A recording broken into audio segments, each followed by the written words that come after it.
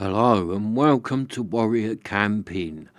Now today I'm still at the military show, so this is like my first proper day here today, 'cause I got here yesterday, put my tent and all that up, and today's like the first day where all the stalls and that are open, so the show is like proper open today. So I'm looking forward to today, have a good look round the stalls. I might even buy myself a few bits, 'cause you really never know what you might find at these shows. It could be anything here today, so I probably will buy something.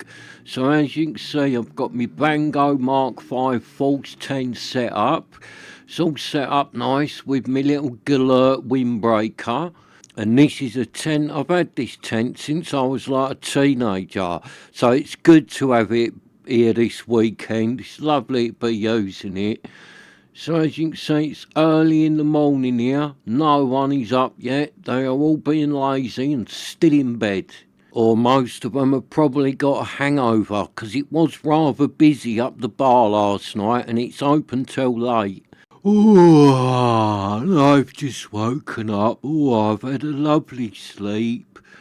No, I haven't really. I've been up for a while, but I'm just doing what the other camping channels do, innit? Pretend they're in bed and they've just got up when you know they've been up ages, or you know they haven't even spent the night in their tent.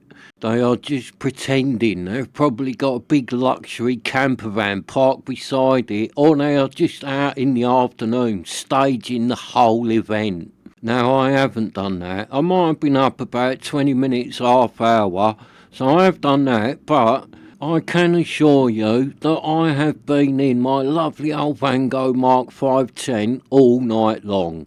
Well, not all night long, 'cause I was up the bar until the early hours of this morning. So since the early hours of this morning until about 20 minutes ago, I have been in my lovely old Vango tent. But I haven't had a coffee yet this morning, so let me fire my stove up, do myself a coffee, and then before all the lazy hangover brigade get out of their tents, we'll have a little walk round the show and I'll show you some of the stuff that is here. And I'm going to change a bit about what I just said, because it probably came across like I think all camping channels on YouTube are faking it. I don't think that. It's not what I meant. There's some really good camping channels on YouTube, there really is. But for all them really good ones, there is a lot of them that me and Jess watch, and that person is not out camping. There is no way they are out camping. They are just staging the whole event. They are probably 2 minutes from their house. They put the tent up, film themselves in it for a little bit, make something to eat, and then pack the tent down and make out they've been away for 3 nights camping. They're the channels I'm on about, not the good ones. I love some of the good camping channels on YouTube. And me, Jess and the cat, we watch every new episode they make. And lately, I've been subscribing to channels that I like, 'cause normally I'm like a lot of you, like, and you don't subscribe, do you? No one really subscribes to channels anymore. Years ago I did. I used to subscribe to all the channels I like, but over the last few years there didn't seem no point, because if you just watched the channel a couple of times it would always appear in your feed. So a lot of channels I watch, I've never subscribed to them, but lately I have been, because it gets them then on your homepage, because otherwise my homepage is just getting full of that AI rubbish that I really don't want to watch. So I've been subscribing to channels I like to try and get rid of that AI slop. And it does work, because over the last sort of month or so I've subscribed to quite a few channels, and now I'm getting them channels in my homepage and not getting that AI rubbish. I'm still getting some of it, but not as much as I was. My homepage was just getting bombed with a load of fake stuff and a load of that AI rubbish. So when I was putting YouTube on, it was taking me like 10 minutes to actually find a video with a real person in it. So if you're like me and you're not really interested in that AI stuff and your homepage is getting bombed with it, just subscribe to like the channels that you always watch, and then a lot of that will go out of it and your homepage will return to how it was like this time last year. before the invasion of the slop started taking over.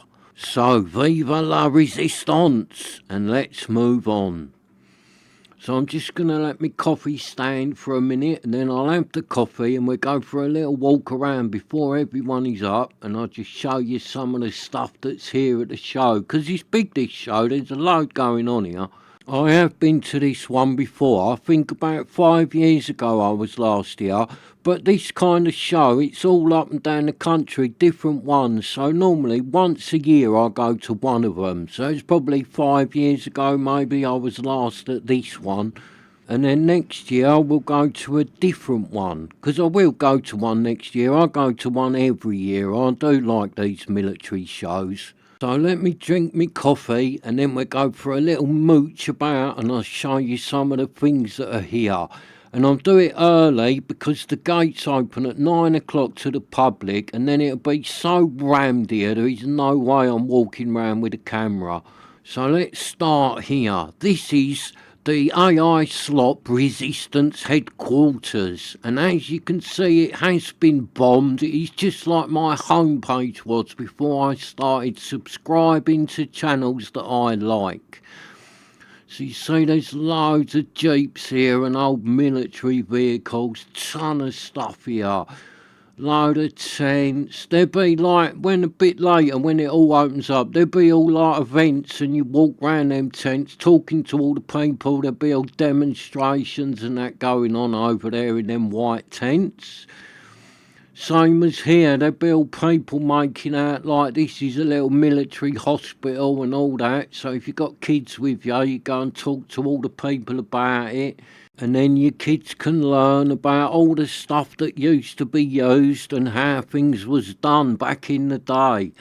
Well, not really just for kids. It's interesting if you're an adult. If you're interested in this sort of stuff, then all these little bits that are going on are interesting to talk to the people, learn about the stuff, learn about the different ways things was done and all that. So if you're an adult or a kiddie, it is very interesting if you're like into this sort of military stuff. And over there where the white tents are and you see them cannons there, I think that bit is going to be more like Civil War, innit? All about that, because it's not just like Second World War, it's all wars here. So judging by that cannons and them white tents, that's going to be all to do with the Civil War over there.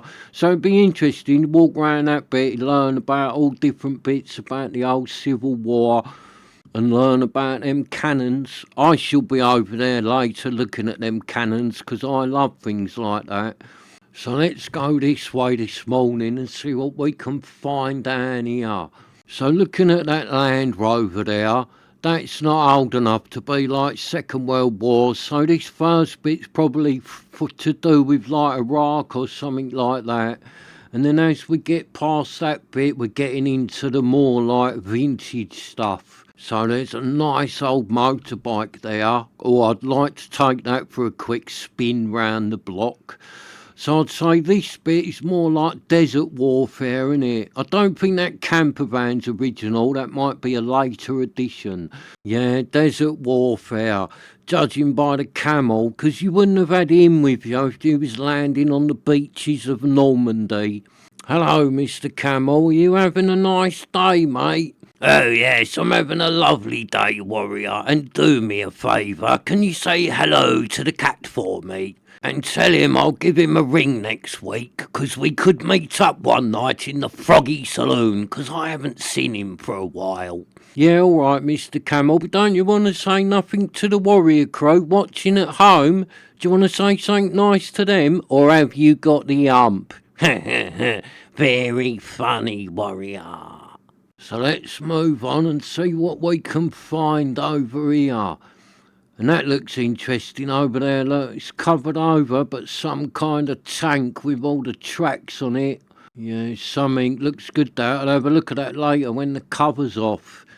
So you got this here, all done in the old desert camo. Look at that, some sort of scout vehicle. And look at it, got all the tents strapped to it. Now, I think that one at the front is a lovely old Vango. And then I think that one in the middle there is a lovely old Litchfield. And then that little one at the back is definitely a man hardware. And if you look, it's got them two jerry cans on the front there. Now, if one of them is full of rum and the other one is full of ale, then that could just be my perfect vehicle. So over there, you've got the old American camp with all the Jeeps. Now, that one, it looks like a Willis Jeep, but it does look a little bit bigger, so I'm not sure if it's a Willis or not, that one. It might be, but it does look a little bit big to be a Willis, so it might be a little bit of a later model or something like that. These are Willis Jeeps. Look at them, 3 of them in a row, 3 Willises in a row, and I do like that one with a big gun on the front. That would be very handy for getting a parking space down Tesco's.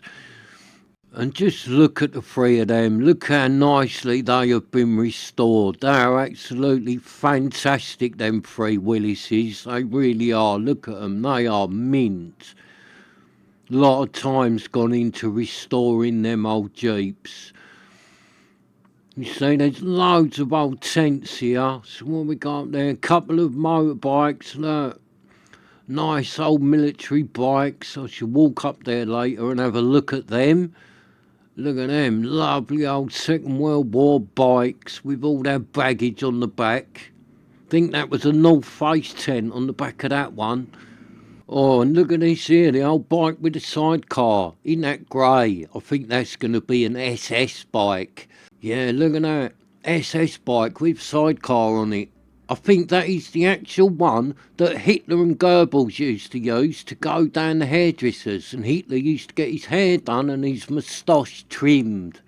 Yeah, that is the bike they used to use. And it is also the bike they used to use when they went camping. And look at the little tent there. I think that is one of them poncho tents. Massive tent down there. So what else have we got this way? I'll go the other way tomorrow. I'll do another video tomorrow because everyone's starting to get up and about now. So tomorrow I'll get up early again and I'll go the other way and I'll show you what's down there. So there's like all the chairs laid out. There should be some kind of canteen going on. And what's that there I can see? Look at that. That looks quite mean in the old camo colours, with the old armoured flaps pulled down over all the windows. And it is a German vehicle because it's got the badge on the side of it there. And I'm not sure what that metal frame is round the top. It might be so you could put like a camouflage cover over it and still get in and out of it maybe. If I'm wrong on that, if you know what it is, let me know please. So another motorbike there with the old sidecar on the side. Nice big lorry there for moving all the troops about or whatever you wanted to move about. Big old lorry, that one. So what else we got over here? That is Hitler's push bike. And allegedly that is the actual one he used when he entered and won the 1940 Tour de France. And look there at the old lorry, that is an Opel. So I think Opel in England was a Vauxhall, wasn't it? I bet that kept breaking down. I bet not a lot of conquering was done in that. I bet it was always being repaired. So that lorry's an old Vauxhall, but it's called Opel, 'cause that's what they called them in Germany. And that was SS as well, that lorry, going by the number plate on it. So here we got the old scout vehicle stashed up down the back. Yeah, look at that half-track scout vehicle with the big gun on it. And look at it, that old girl looks like she's seen some action over the years. Got that little trailer there, that looked like that was a bit of a field cooker. And then you got a big Jeep there, and look at that little car at the back there. I did not know that Noddy and Big Ears was in the Second World War, but they must have been to have had that little car. I'm going to go and get a closer look at that little car, because that little car looked really great. So let's go and find it, because I really did not know that Noddy and Big Ears was in the SS. And look at this like big Jeep thing here, that looks tough, doesn't it? And by the look of it, it's got a big convertible roof on it. I'm not sure what that is. I haven't seen one of them before, I don't think. So I really don't know what that is, but it does look a bit mean. That is definitely a big old beast of a Jeep. Look at the size of it, it's massive. And there we have it, look, Noddy and Big Ears SS car. And that is SS as well, look at it. Oh, this might be my favourite vehicle here. Look at this thing's fantastic. So this little car is an Opel as well, and look at it, it looks like it's a convertible as well. Oh, I like this little car. I'd love to take that for a spin. Look at it, that thing is great, that little car. Yeah, look, got your little rack on the back for all your camping gear and your cooking bits. Yeah, lovely. I'd get rid of that SS number plate though. I don't think that'd go down too well driving that around in the UK. But other than that, I'm liking this little tiny Opel, and it's even got knobbly tyres on it, so it'll be perfect for a bit of wild camping. You'd be able to drive this thing right out in the field and put your tent up beside it. So as you can see over this side, there's a bit of a Vietnam bit going on with all the mines and the old Vietnam war vehicles. Couple of nice little military tents there. So it's all the Vietnam stuff over this side, and so that's a little bit later, all this stuff, than the other stuff we've just been looking at. And that gun looks quite a mean thing there. That is the god of hellfire, that gun. I don't think you'd really want to be standing in front of that when it goes off. Couple of nice little Honda mopeds there, just sitting there all ready to take you into battle. And a nice little bar here as well. I think that's where I'm going to come tonight. Look at that little bar. I'm coming down here tonight. The Firebase Ladybird. I'm going to be there tonight, sitting on that chair, having a happy time in the Vietnam bar. So as long as I'm not down here till silly o'clock tonight, I shall get up early in the morning, get me camera, and we'll go and see what's down the other way. So thank you for watching. Please subscribe so you can join me again. So I'm off now, back to my tent, and I'm going to cook me and Jess a nice breakfast, and then I'm going to go hunting round the stalls to see what I can find.